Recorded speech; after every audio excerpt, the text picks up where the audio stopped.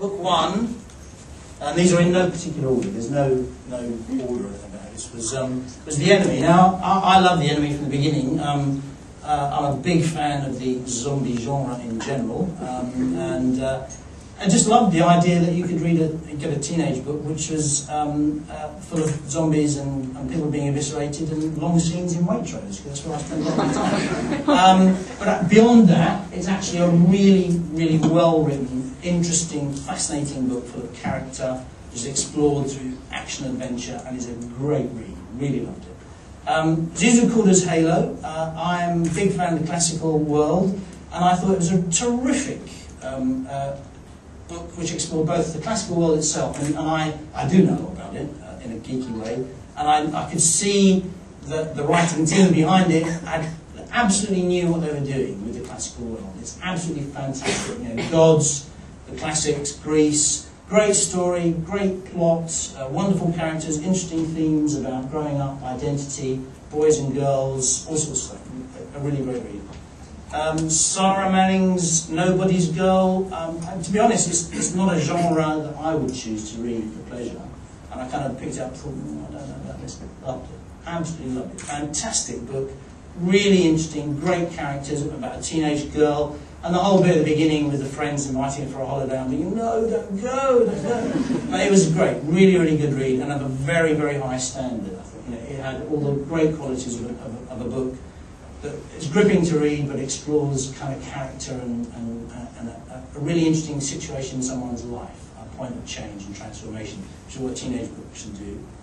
Jason Wallace's Out of Shadows kind of stood out from the beginning, really. We all enjoyed that. I think the teenage judges in particular really liked that a lot.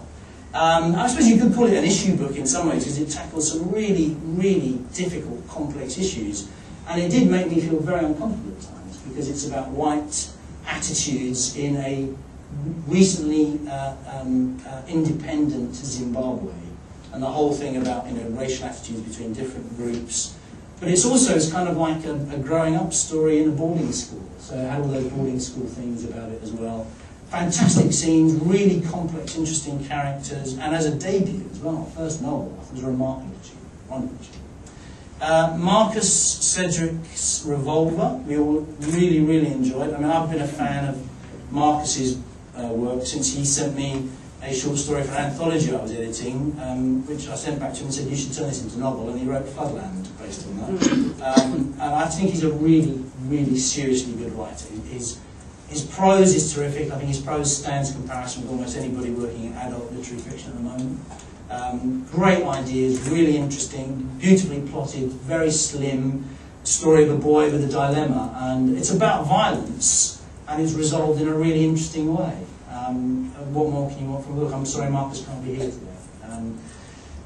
Then we also had Unhooking the Moon by Gregory Hughes, which I loved from the moment I saw it. It's kind of a really interesting, original book. I've never read anything quite like it, about these two kids who leave Canada and head off after their father dies to find an uncle in Manhattan.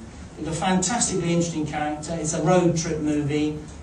It's a boy and his younger sister, and she is a really interesting character. You know, it's kind of a bit like Rain Man in some ways, but much, much better, and it doesn't have Tom Cruise in it. So, and I absolutely loved it. I thought it was a wonderful book. So as a bunch of books, as 6 books, I think they're a remarkable tribute to British children's publishing for teenagers today, and to those writers as well. So I'd quite like actually just to raise a glass to all